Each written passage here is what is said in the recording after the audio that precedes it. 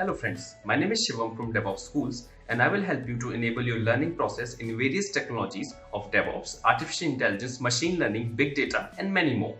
This is our initiative to help you by sharing multiple tutorials and videos. And if you want any specific tutorials on any particular topic, then please do comment in the below comment section and I will help you with it. Also, please subscribe to our premium services on YouTube, which will give you access to more content and videos to enhance your knowledge about all these topics. Also, if you want me to help you with regards to the online trainings and classroom sessions by our qualified trainers, then please do write me at contact@devopsschool.com. Thank you.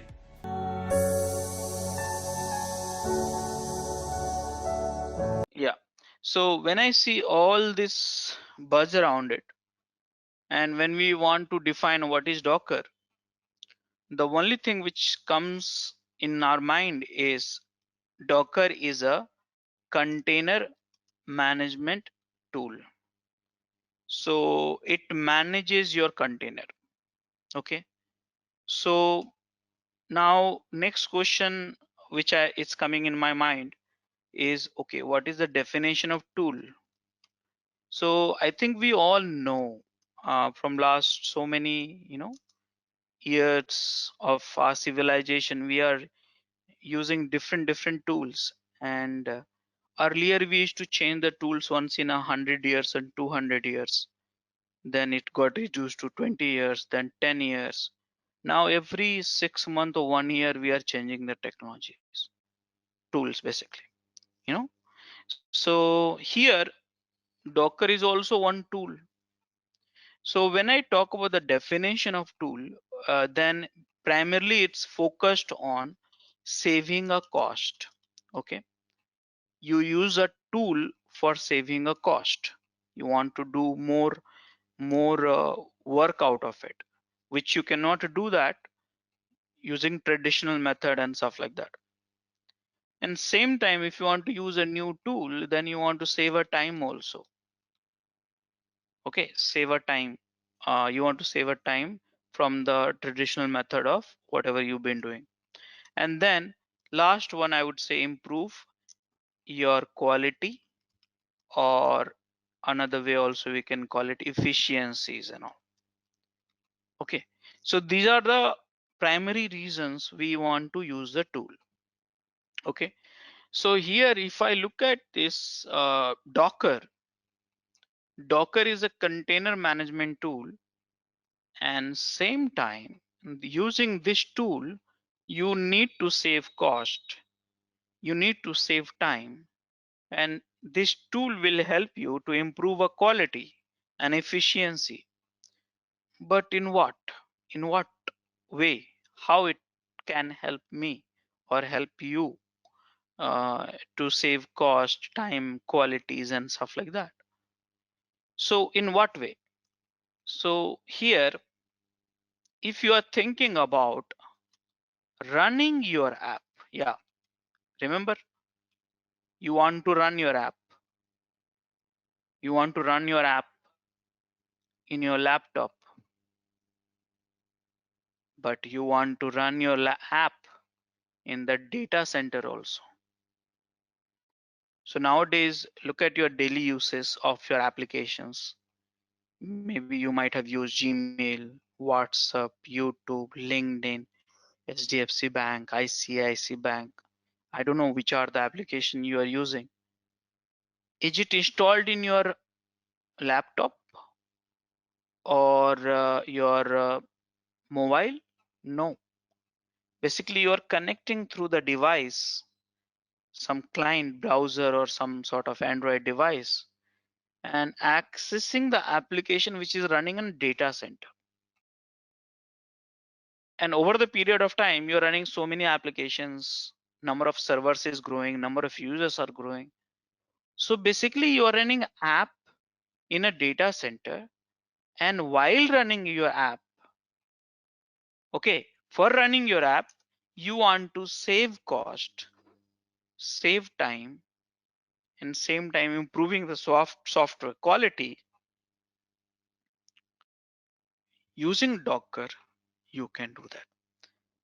So far I understood from these points, like, okay, Docker manages container is a tool which can save cost, time, and improving the quality of the software. But for what?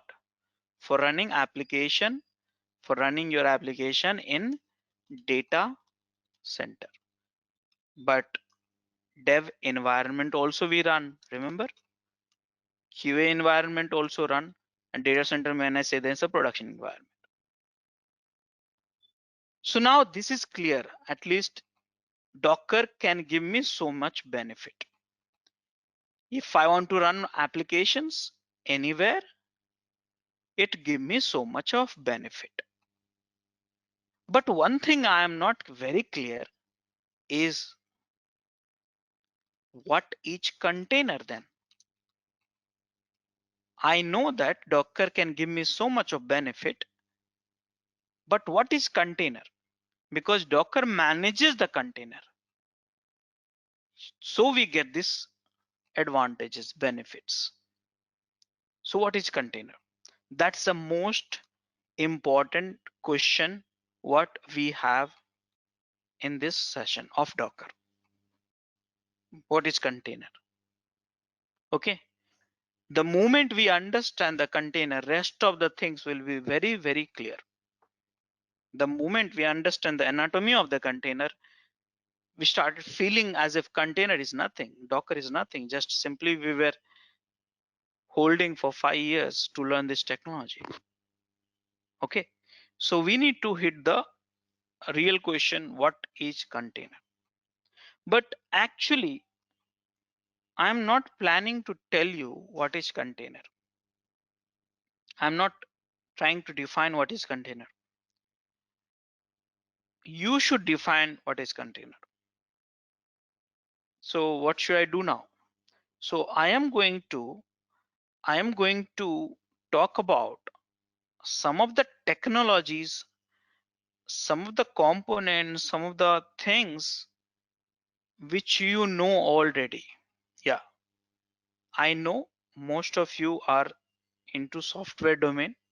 Most of you have done the engineering degree. Most of you have done the computing, you know, study, computing model studies and all. Everything you know. I'm just going to remind you how applications it can run, and then based on that you can define what is container, not me.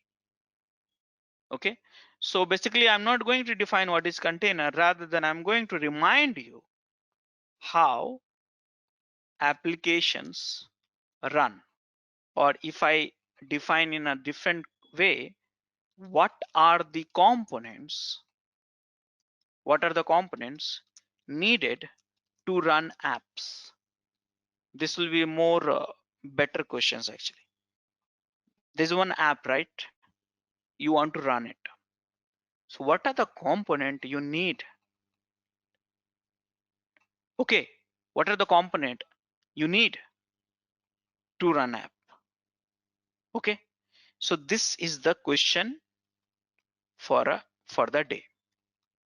So guys, anyone have an idea? Anyone would like to give me a leading inputs? What are the components? What are the things which are required for running app? When I say app means, let me show you how many app I'm running. So if I see my task table, go to the details, and here Firefox I'm running so many times, you see here, and Chrome also, and many other applications are running. All these starting with the exe. So this is what I'm asking, ending with the exe. So what are the components needed to run applications? Anyone would like to comment on it? An operating system. Great. Operating system. What else? Runtime environment like Java or something. Okay, Java. Wonderful. What else? and then app, correct? Right? So this is the great leading points which we had it. So let me give you that, let me share in a formal way. So very important component which you need it to run any app, and that is hardware. We all know hardware, so I'm not going to define what is hardware. On top of that hardware, we put it operating system. We all know. We install the operating system. Now operating system also has a different kind of variant like Linux or Windows. If you go for the Linux itself, you have a more than 40 different kind of flavors like Ubuntu, CentOS, Fedora. All these are based out on Linux kernel. If you go towards the Windows side also, we have Windows 10, 12, I think 16, 19, all these variants are there. And this all this Windows operating system is based on the Windows kernel. Okay. So here that's a operating system we have. On top of that, we install the prerequisite runtime environment Java, and maybe you want to install Tomcat also. And then finally you run your applications. Okay. So these are the things I needed. So if I see here in this model, this is the app, and I required all this software layer. This is the hardware layer. But the question is, what are the components needed to run app? I ask run app. Let's say I put it up operating system, Java, Tomcat, and app. Will it start running? No. I have a few applications which is not running here. You see here, I have a few applications in my system. Okay. Let me show you here. Where is that? Task manager. I have a many applications in my system which is not running yet. Correct? But Firefox is running, Chrome is running, and many other application is running. But there are one application I installed, Jenkins is not running. So I ask a question, what are the components needed to run your app? Runtime environment. How this run happens, how they started running. I'm not talking about in the shutdown position, your stop positions and all. Okay, so anyone have any comments on it? Anyone?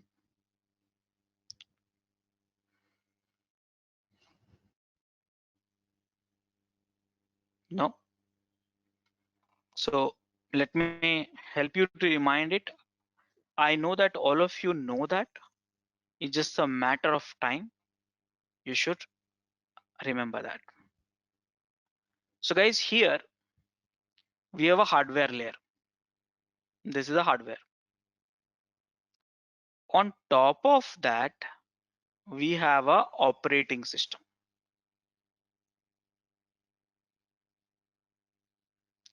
Guys, operating system contains what? Anyone would like to tell me what operating system contains?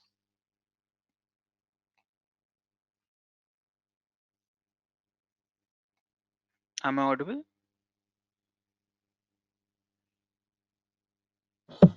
It can Yes. schedule your Yeah. process and jobs. So what operating system contains?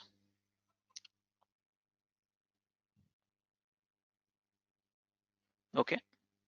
Let me remind you. Just A now I kernel. said Kernel. Yeah. Now, what is kernel? Let's look at this. What is kernel? I just put it in Google and I wanted to know what is kernel. And if I see that, I got to know from Wikipedia, I'll just copy the only one statement. I will read it myself. What is kernel? Okay. And if I ask what is kernel, then I get to know kernel is a computer program itself. That means it's just a program. It's just a program. See here. But lying at the core of computer operating system that has a complete control, mind it here, that has a complete control over everything in your system. A program which control everything.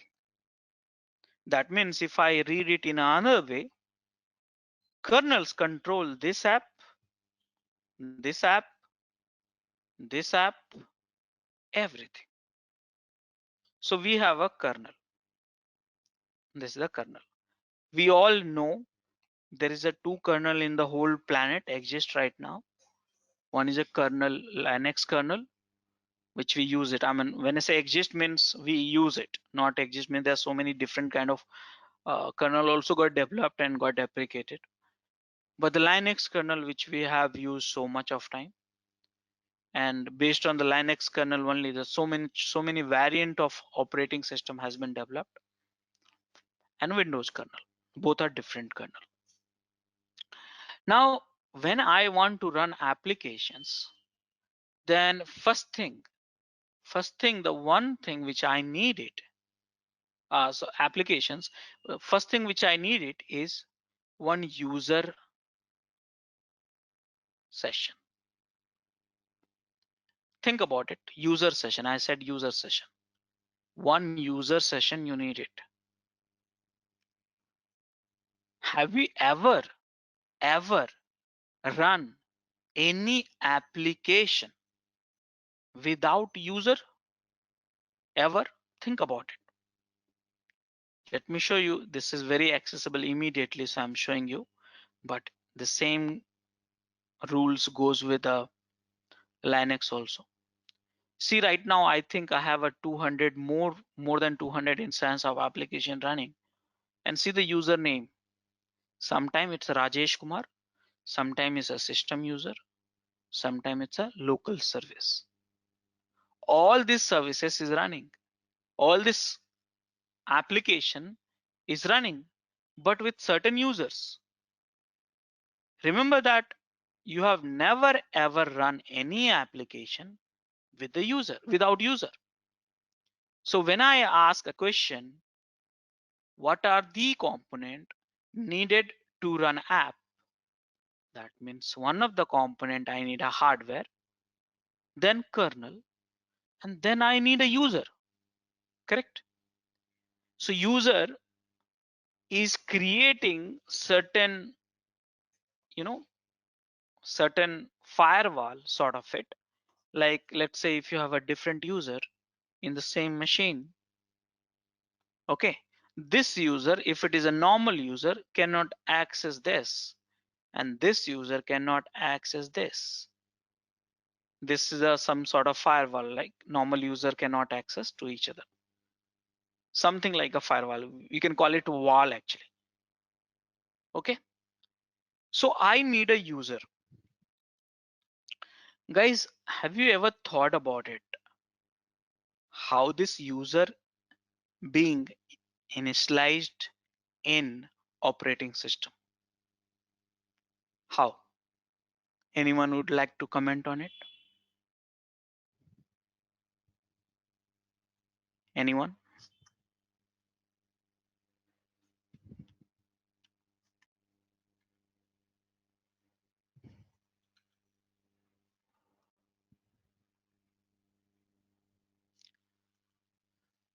Guys, am I audible?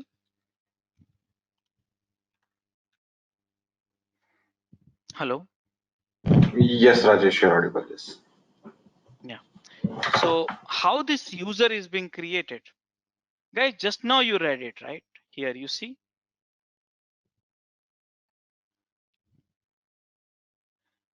You see here, operating system that has a control over everything in the system. Okay. So guys, kernel broadly divided into few part. What is a kernel, by the way? Let me tell you, kernel is a program.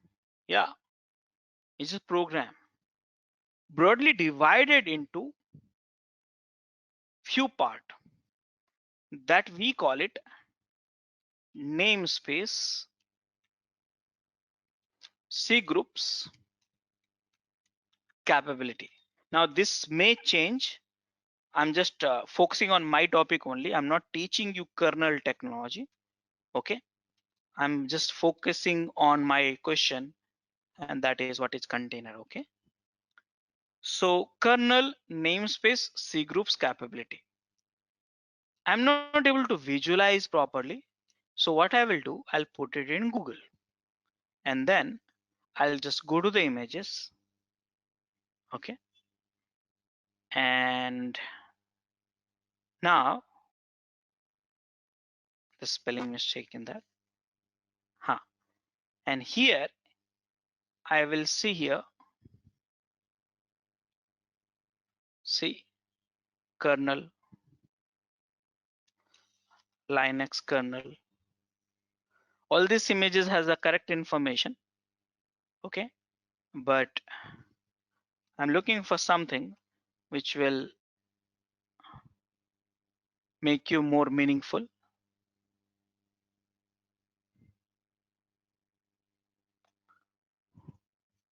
Docker.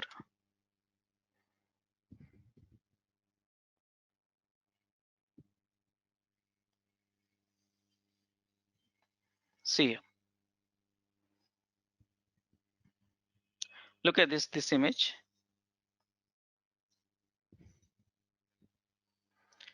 This is the Linux kernel. Again, I want to specify, I'm not teaching you kernel technology. Just be comfortable with it. Here we have a C groups. Here we have a namespaces, and here we have a capabilities. SEL, Linux, Net Filers, Netlinks, App Armada. Many things are there actually. So kernel is a program and has a different kind of program. One of the program which we have is namespaces, C groups, and capability. Different kind of programs we have. Now the question is, namespace is a classification of kernel programs. Now I want to know what is a kernel namespaces. So I'll just put it up here, and I just put it up here, and here if I see this image I'm opening up. Okay, look at this very care. Oh, this is very small image.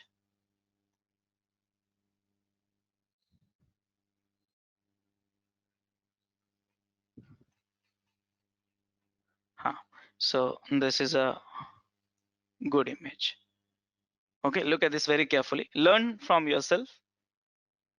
If I see here Linux namespace, you see my cursor, and again a Linux namespace is a type: net, IPC, mount, PID, user, and stuff like that. So if I see it here, hardware, you need a hardware. On top of you need operating system. Then inside operating system you get a kernel. Kernel is divided into multiple logical group of programs. One of the group we call it namespace, then second C groups, and third capabilities. Now namespace itself has a type, different type, as you can see in this image. So now you must be wondering why I'm talking about. So again, back to the same question. what are the component needed to run applications. So I need all this hardware plus kernel, which constitutes of operating system, but I need a one user. And the question was how this user is being defined. And then second question is, this user would require some sort of file system. Okay, that's the one thing. This user got created, that's one thing. Now you need required file system. Why? Why do we need a file system? Remember guys, you want to install Java, you want to install Tomcat, and then you want to install applications. So question is, where you are going to copy the files of Java, where you are going to copy a files of Tomcat, where you are going to copy a files of applications. That's a question. Okay, that's a question which you should be having in your mind. So guys, then I will go into the file system. I don't know what is a file system now. Anyone have a knowledge on the file system? Please tell me. What is a file system?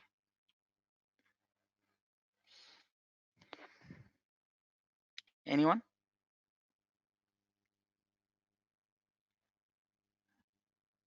Guys? Basically defines how you store and get data on a PC or whatever system. Okay, yeah, that's a good definition. I would like to add here one more points. So file system is nothing but a collections of file and directory for specific purpose. Understand that. Specific purpose. Okay. There should be some purpose for that. Collection of files and directory. Like one of the file system which you might be using every day is your Git repository. Is a file system. Okay. Is a one file system. But for what purpose? For your code, source code of your product. So guys, if I talk at the broadest perspective about the file system, we have a four kind of file system. Type we call it. Again, here also have a type. And guys, I request you to focus on all this topic. It's very important. One of the file system type is boot file system. Second type is a root file system. Third one is a application file system. Fourth one is a user file system. This is a broader file system which we use it.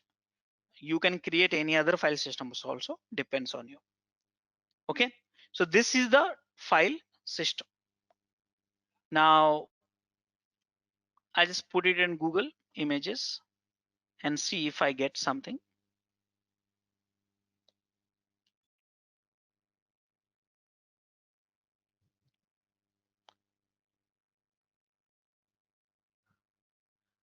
Okay, look at this here. Now the question is, what is a boot file system? So guys, if you look at this image, here you have a hardware and here you have a kernel program, right? Remember, kernel is a program. So the kernel is a program. So of course, this program has to be stored somewhere. And when you start your PC, it has to load somewhere in the memory. So you can get the runtime environment. So guys, when I say boot file system, this is nothing but your kernel. Can you see it? No, while runtime. But it will be loaded. It controls everything. To watch our complete session, enroll for our premium membership. Click onto the join button and enroll yourself with the best suited option. it control everything. But if I want to go to the kernel files, I'll not be able to see that. So this is a kernel. We call it a boot file system. The boot file system. Using that, you boot the system. Now, second one is a root file system. What is a root file system? Guys, a root file system is a file system which you experience it when you log into the compute unit. Here, if I see, look at this, there's so many images, good images. I think this is a little small, I think so. Let me make it bigger. Guys, have you seen these file systems ever? Look at this. Have you seen this file system? I'm not able to remember this file system. Anyone have seen it?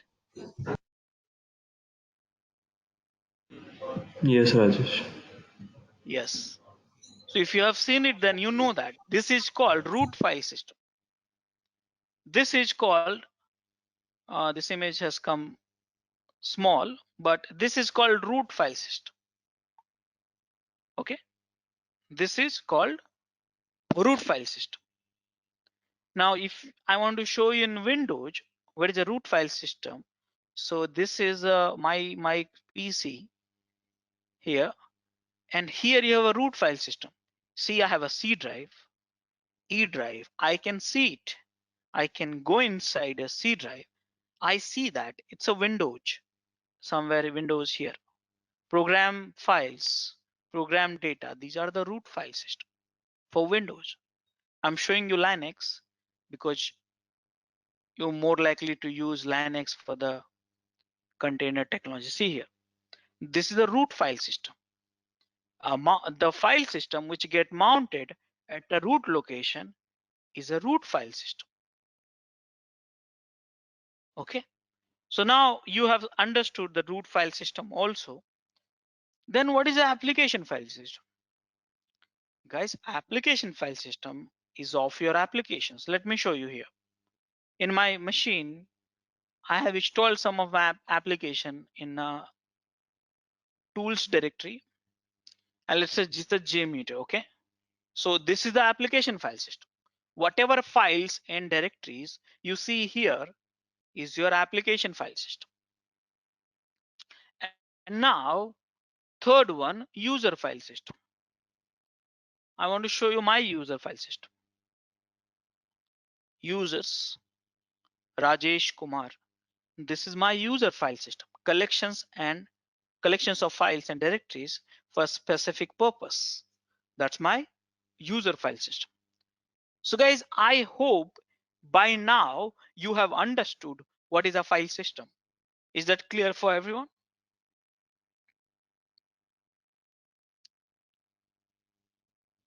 Yep. Yes. So guys, I want to tell Yeah. you one thing here is when we want to run applications, we have a boot file system here. Remember, BFS, boot file system here. But where is the root file system? So guys, remember, root file system will be created on top of kernel and accessible by both user. Remember, this is RFS. That means no matter how many people will log into that machines, everyone will be able to see those root file system. Like someone will log into my laptop, he can see C drive and D drive as well. Okay, so that's a root file system. Guys, one more thing I would like to add here. Every user get user file system here. User file system. Think about it, how beautifully they are planned. User file system, UFS. So see guys here, if you really want to run your application, remember again back to the focus on Java, because you don't want to run app right now, you want to run Java first. So you need one user, I created. And then you need one file system structure, the file system of root file system and boot file system. Remember, you don't run, though you can run if you want in user file system as well, but typically you install in the OPT, etc or something. When you install some application like a Java and stuff like that, you don't install inside your user home, but you install somewhere else outside. So typically you do at the root file system. So what do you need? So guys, you need a boot file system and you need a root file system. Boot file system, anyways, you get it by default because that's your kernel, and you need a root file system also. Guys, let me ask you a very simple question. Have you ever run any application without a root file system? When I say root file system, that means without a C drive or without a this structure. No. So guys, what do you need? So we need one root file system. Okay, so I'll keep writing it here. So we need, remember, I'm not talking about the multiple app, I'm talking about the only one app. Okay, how many user needed for running app? One. How many file system you needed? FS, I'll just type file system, you need a one. Okay guys, can I call file system account mnt? Okay, one. Okay, now what you need? So you run applications now here, let's say Apache. Okay, so Apache, when it runs, remember, this files of Apache is being stored in the root file system. This user is creating a sort of wall for runtime environment. Now it required few more things. It required a CPU and RAM. Yes, it required CPU and RAM. So guys, request you all to look at this because it's a Windows right now I have accessible. Same thing, similar things, it works in the Linux also. So guys, look at this table. Tell me one thing. How this any applications get CPU and RAM? And who's allocating CPU and RAM?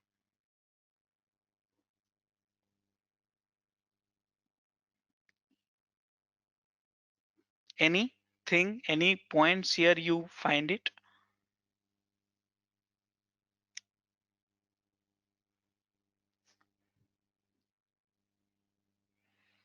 Anyone guys?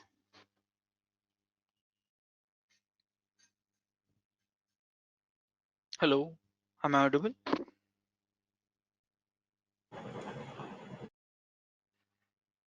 Yeah. Yes, we can hear you, Yeah, Rajesh. I think it's the OS or the kernel that allocates CPU and memory to the apps, I suppose. yeah. At larger scale, everything is controlled by your kernel, that's for sure. But in a kernel itself, not kernel is doing everything. Kernel itself has divided their task in a multiple ways. That's a thing we have, namespace and all. Now the question I asked was, we want to run applications. Okay, let's think about it. Chrome.exe I want to run, or DLL host.exe I want to run. So this required CPU and RAM. See here, correlations, CPU and RAM.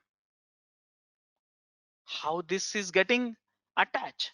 So what happens guys? Very simple. Every process when you run, think about it.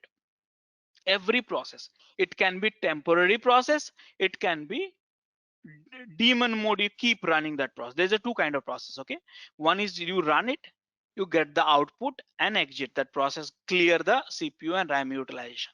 And one process you keep running. So the one which I am showing you in my host machine, I'm keep on running this services.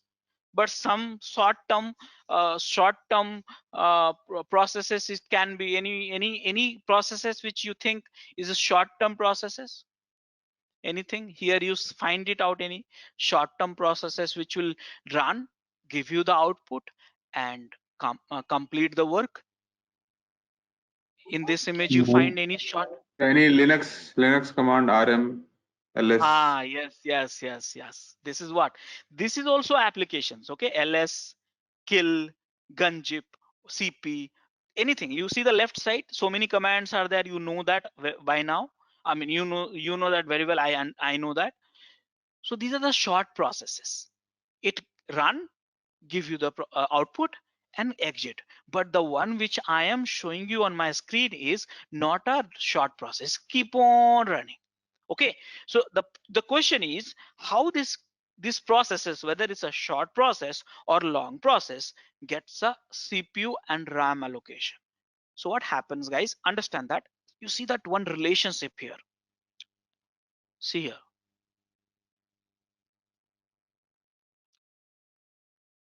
See here. Every process you run, again, please hear me out very clearly. Every process which you run in the system has a one unique PID number associated. The allocation of CPU and RAM is being done through the PID. That's the reason someone said, right? If you are in monitoring, then if you want to know the allocation of CPU and RAM, then you trace the PID number. Okay, this PID number is holding this exe or this executable and is consuming this much of CPU and this much of RAM. So now the question is, how do I create PID map? Hear me out very clearly, guys. I said PID map. Now PID you know very well. I understand. But the question in my mind which is coming, what is a PID mapping? So let me tell you here in a simple way. Okay. So one PID map, when you create, then it always start with 0. Please remember, guys, to always start with one. I said one PID map. And then it runs create 1. Then this one will create a 2. This 2, this one, it may create 3 also. Now Rajesh has logged in. He become a 4. This is me. Remember, I am also the process. Remember, this is me. My ID is 4. If I run Tomcat, this will become a 5. And if this will run Tomcat and let's say some application, it becomes a 6. This Tomcat will run something, then it becomes 7. So this whole structure, we may call it PID table, PID map. Always start with 0. Always start with 0. So guys, did you understand this?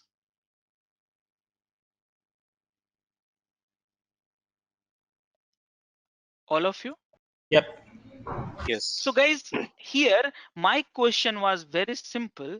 Okay, fine. I got the user. User is also a process. If you want to run it, if you log in, you become a process. I want to run application inside that user. So what else you need it? So you need, guys, PID table. One PID table created. Now, if I want to create a PID table here, why I'm creating here? Remember, if I don't create a PID table at here, remember, if I go into the task folder, I see the same PID, and you will also log into my laptop and you'll see the same PID. So here, what I'm trying to tell you here, this user and this user or n number of users will be sharing the same PID. Okay. So this users may be 6 process, This user may be 7 process, and these applications may be 8, and these applications maybe you are running Tomcat 9. So here, look at this very carefully, guys. Both user is sharing the same PD table, same root file system, but user specification is separate. Look at this. But here, my target is this app. Okay, so now I will write it down. For running application, you need a one user. Okay, need one user. You need a one mount, which is a root file system. Here it is. This application can run on this mount. And you need a one PD table. PD table again, this at the for every user, but for this application, you require minimum one PD table. I said PD table, remember, okay? And then, guys, this application is running. Now you must be wondering how this CPU allocation and memory allocation happen to the PID and then ultimately to the process. Who's responsible for it? So guys, there is one more component which I talked about it. You find in the what do you say kernel, and that is called C groups.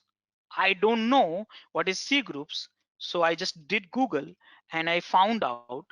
Okay, great. C groups is a Linux kernel feature. It's one of the feature of Linux kernel. See guys here, that limit accounts for and isolate the resources uses. When I say resources uses means of a collections of process. Are you getting me, guys? All of you? Yep. So guys, who's responsible for allocating the CPU, reading from the hardware and allocating to the processes, collections of processes? Who's responsible for it? C group. But C group associate the CPU and RAM to the processes. So you need a PID table. That is what I was showing you in this picture. See this, all RAM and CPU is attached to the PID. Do you see any application which is without a PID? No, never. So one thing also I got to know, in order to run applications, I need hardware. Hardware has an operating system. Operating system has kernel, which is nothing but a program. Kernel is divided into the namespace, C groups, capabilities. Here we have a user namespace, which create a user namespace. We need one user. We need a one root mount system, root file system. We need a one PD table, and C groups anyways is there. So now guys, these applications you are running in your laptop. But one thing you must understand, you want to access that application from outside. Let's say I'm running my application in my laptop. But if you want to access from outside, so how do you access? Tell me what you need. What do you need? Networking. You need Guys, we need a networking. You got it correctly? So we need to create in a slice one networking. Again, remember it. Networking, I will initialize at the kernel level, and that will be accessible for both the user. Yes, mind it here. Same networking will be used by the both the 3 or 4 user in that laptop or desktop or whatever it is. So guys, we need a networking. Why? So other people can access it. Though for the runtime, you don't need it. For runtime only, these are the things which is needed. But for accessing from outside, we need a networking. How many network you need? At least one. So guys, look at this here. I had asked you, what are the components needed to run applications? I found out together we need a one user, you need a one file system, mount root file system, we need a one PID map, we need a one network. So only focus on this guy. This is your app. This is your app. This app, did it get user? Yes. Did it get network? Yes. Did it get PID? Yes. Did it get root file system? Yes. Did it get CPU and RAM? C groups is here? Yes. Now this user will have some sort of access also. Access. Think about it. Remember, some user is having root access and some user is normal access. The user who is having root access can access so many things. The user who is having no root access can access only limited things. So now in the kernel, how can you set? Don't tell me the command to set the root user and not user. The kernel, how can you set a person is a root user, have every access, or a person who is having the non-root user? Who decides it? In kernel. That is where the third component which I mentioned is capabilities. So what is a capability? In short, here I'm writing it. You can read it more in detail later point of the time. Decide root or non-root. Simple. Now remember, all these things you have in the kernel. So let me show you here this image.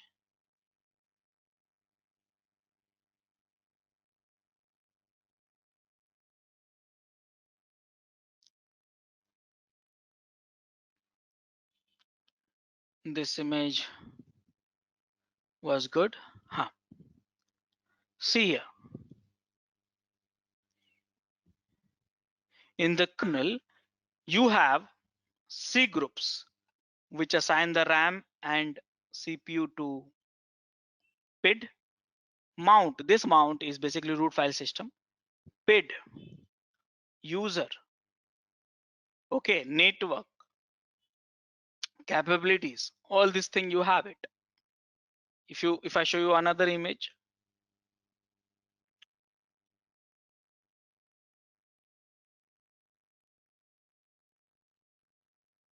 see here, C groups, namespaces, capabilities. So different picturizations is there, but it's the same thing. Hardware, operating system, kernel, namespace, C groups, capability. So guys, what are the component needed to run app? So guys, I need one user, I need one root file system, we call it mount, I need a one PID table, I need a one network, and this user is powered by capabilities to make it root or non-root, and this PID table get a whole resource allocation through C groups. So this is the required component which you have and which you need to run app. Now remember, all this is nothing but kernel, which empower namespace, C groups, capability is nothing but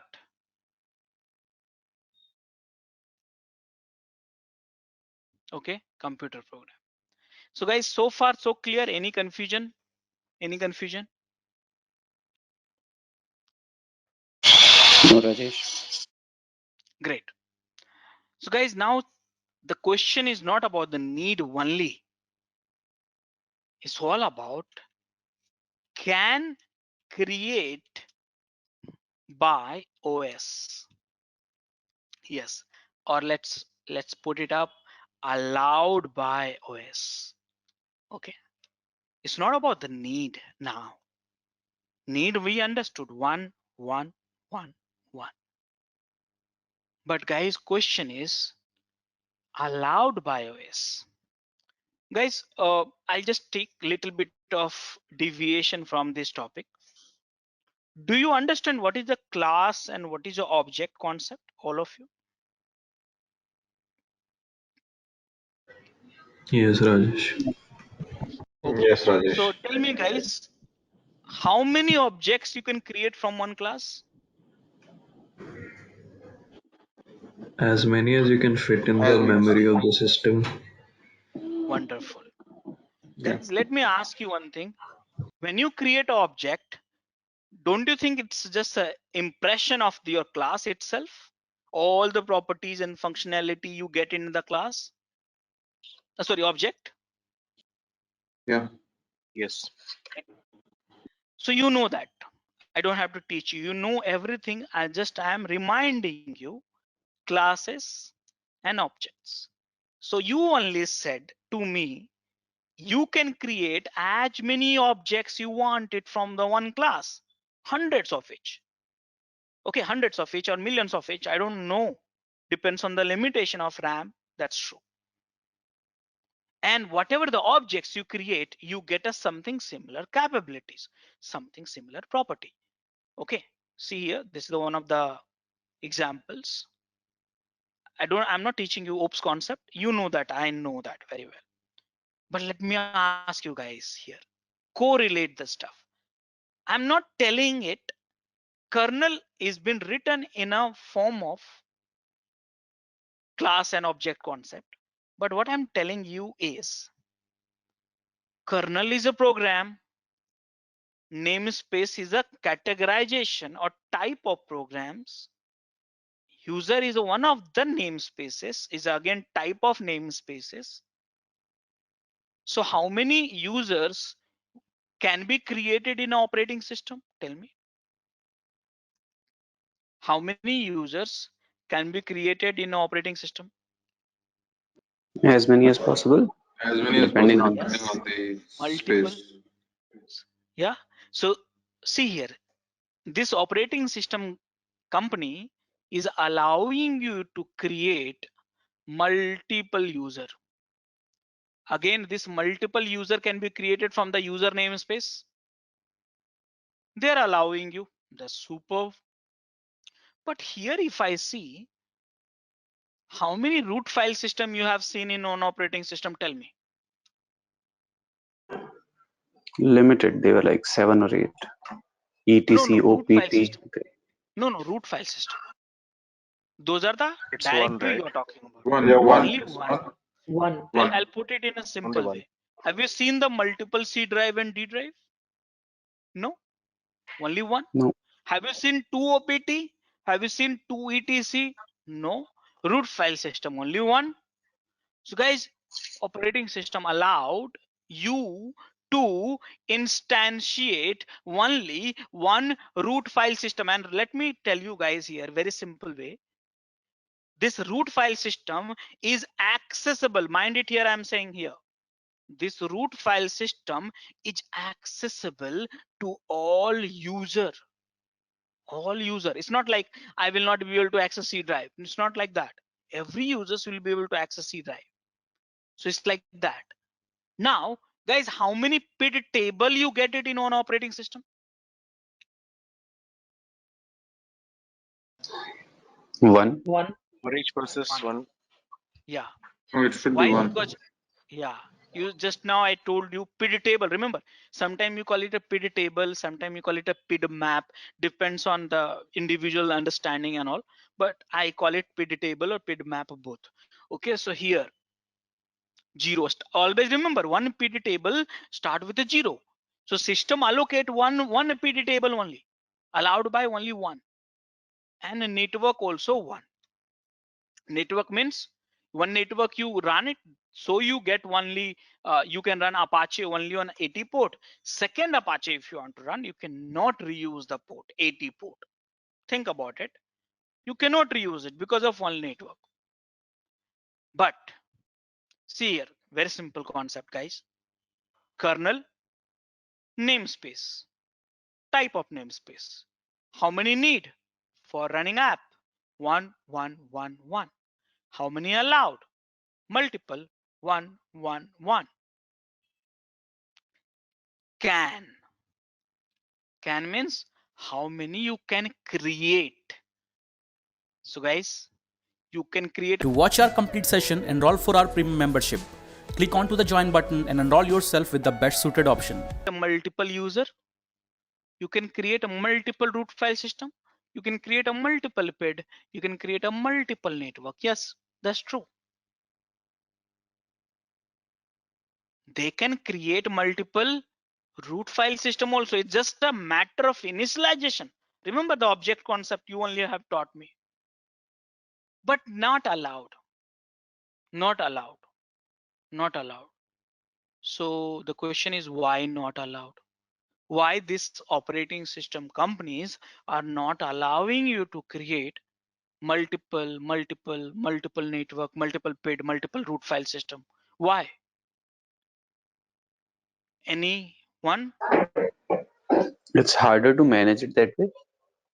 The Yes. uniqueness goes away. Why it's not allowed for multiple PID, NAT, and MNT? MNT means mount. Okay. Why? Guys, the answer is hidden in the answer is hidden in the one keyword which is called PC. Do you know what is the PCs? What is a PC? Everyone? Personal computer. Simple, yeah? That basic You must be basic. laughing on me. You must be laughing on me.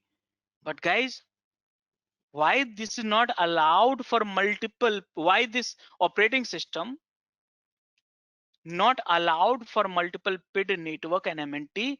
And the reason is personal computing. Let me recall our evolution of computing. Remember, when the computing was invented, they invented computing, operating system, kernel, all this stuff at the time when internet was not born. Concept of data center was not exist.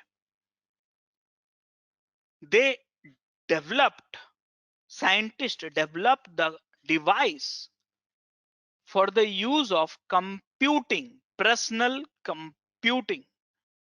Personal computing means an individual which will hold the device and he will use it for his own running applications. Remember, it's all about running application.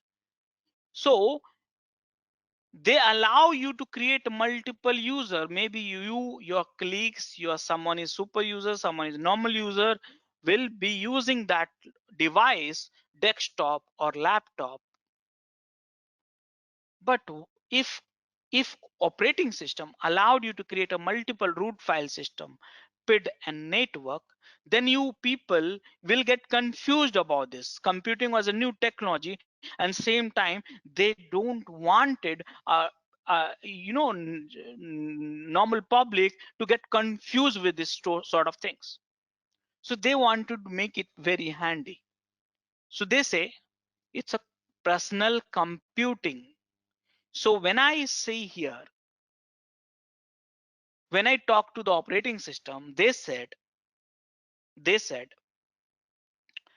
I develop operating system from the personal computing perspective. But now you know what we are doing? We are using the architecture of personal computing for running application in data center. Yes. Same operating system and same kernel, which was designed, think about it, which was designed for personal computing, now you are using to run application in data center. That is where the problems coming from. As long as you are running this architecture in personal computing, everything is great. But when it comes for the data center, then we started looking for this stuff. Are you paying for the Google? Are you paying for the Facebook? Are you paying for the YouTube? Are you paying for the any applications you use it? All of these applications which you use from morning till evening, night, you're not paying for it. So those organizations wants to run their applications in the data center, and while running for you free of cost, they want to save a cost for runtime environment. They want to save a time. Time means they want to do the multiple releases in a day, patching, hot fixes, new things, new features, bug fixes. They want to do in a few seconds. Not, it should not be having downtime. At the same time, they want to provide a more efficient way to the for the running application, so developers and QA people can spend more time on the improving the quality of the software. This is the objective for the organization. So see here what is happening. They are using PC architecture in the data center to run your app, but same time they want this objective. So what do we do in this case? If I look at this architecture of kernel, multiple user, multiple root file system, multiple PID table, multiple network can be created, but not allowed. So now with that inputs, let's get into the evolution of computing. Okay, having a mind in your mindset, evolution of computing, how to run applications in data center cheaper, faster, better. Simple. Same keyword, I just wrote in a different way. This is the questions now. Okay, so guys, whatever I wanted to teach you, did you understand, all of you? Any questions so far?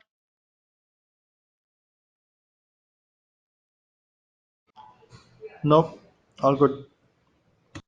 Okay, so now I'll just take 5 to 10 minutes more to define the container. Not me, you will define your container. So guys, here always remember this table. Okay, always.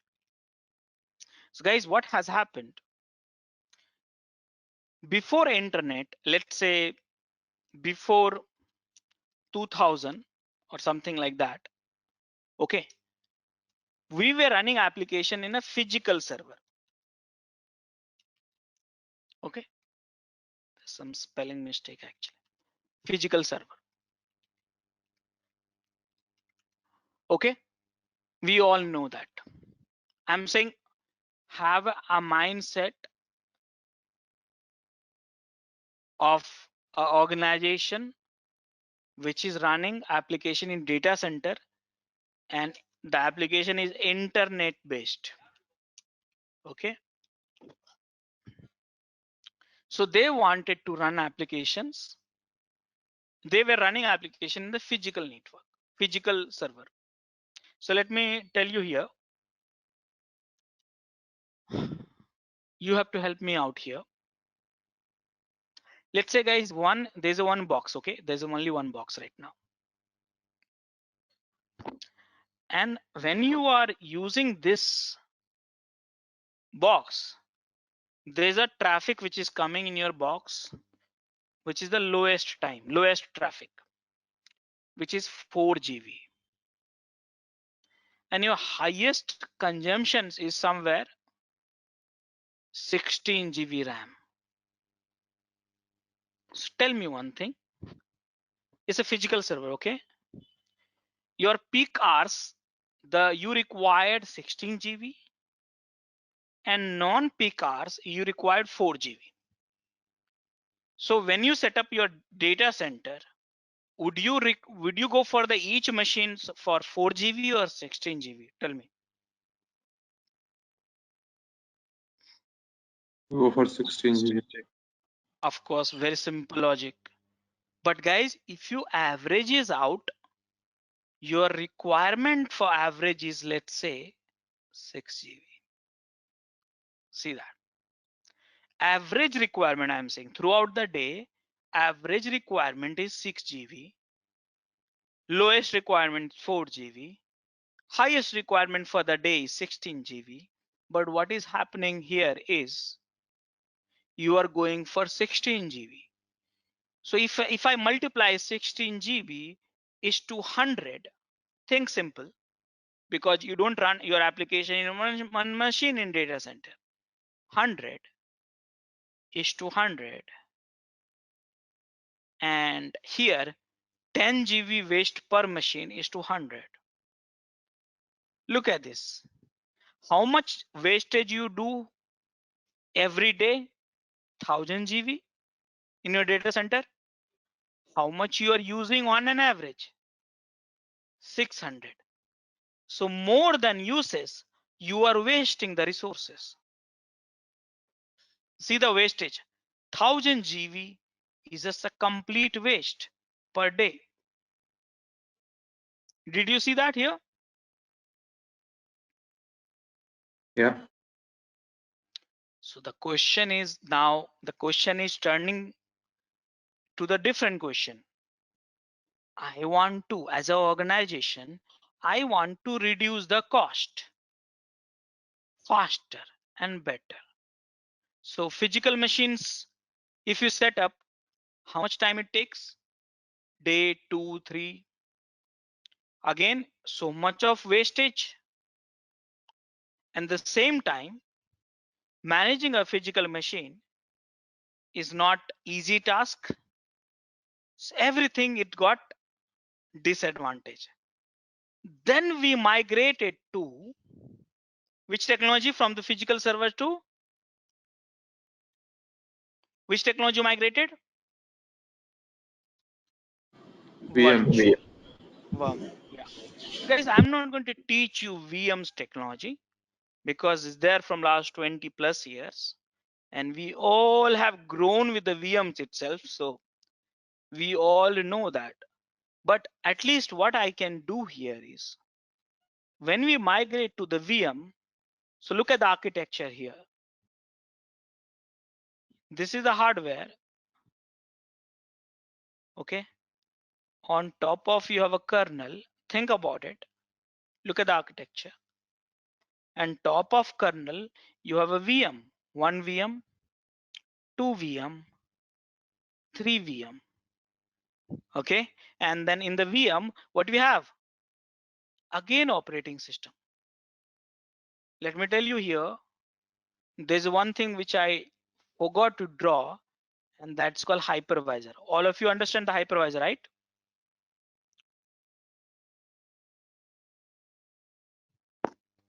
All of you? Yes. So guys, this is a Yeah. heavyweight VMware. So this is the things. And now you have a more hardware, you create a more VM, and this VM you give it to dev team.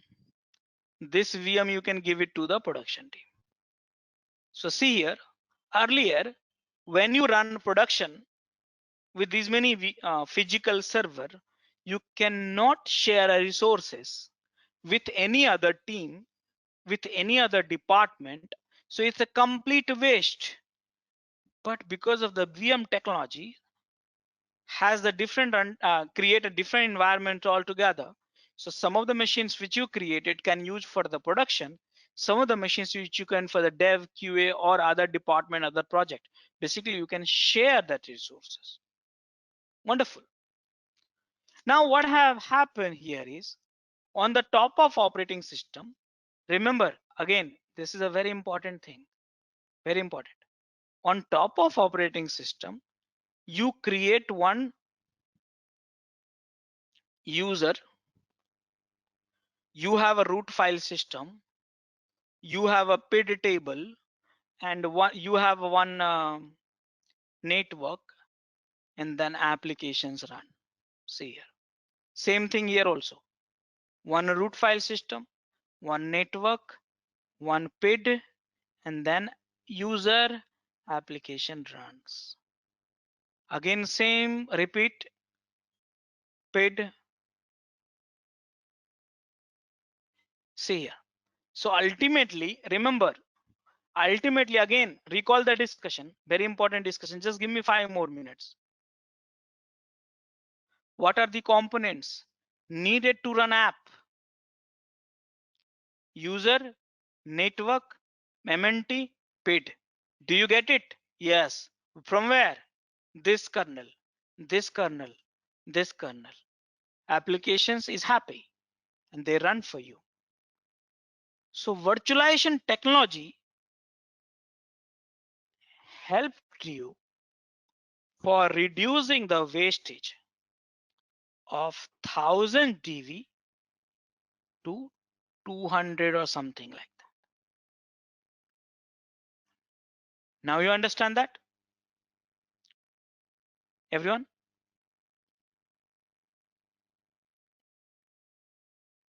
Yep. But the guys, there's a problem, and this is the last problem which you have. Earlier, remember, we were using the internet. Nowadays, if you look at this 4G and 5G technology, day and night, we are connected with the internet. Yes, think about it. You are logged into Gmail all the time. You are logged into YouTube all the time. Some data is coming and going without you doing something in your devices. So that means those applications like a YouTube or Gmail or WhatsApp or this or that, it's continuously running, right? So usage has grown too much. You are using this application too much. So now guys, organization needs more compute, more more storage, more cheaper data center.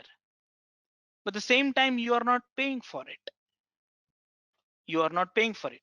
They are making some money from ads and all, but still they want to reduce. Remember, same goal again. I will write it.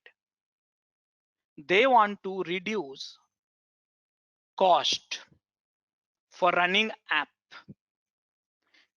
Virtualization model they are using right now, VM's model, and they want to further reduce this cost.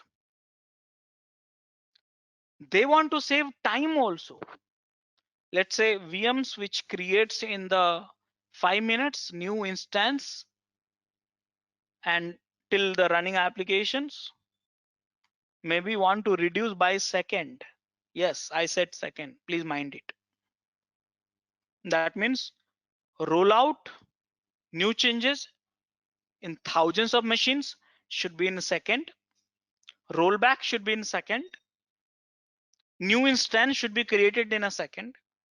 Everything should be done in a second. So when you save so many times, so of course dev and QA will spend more time on the improving the quality of the software and stuff like that. So all this thing which is happening.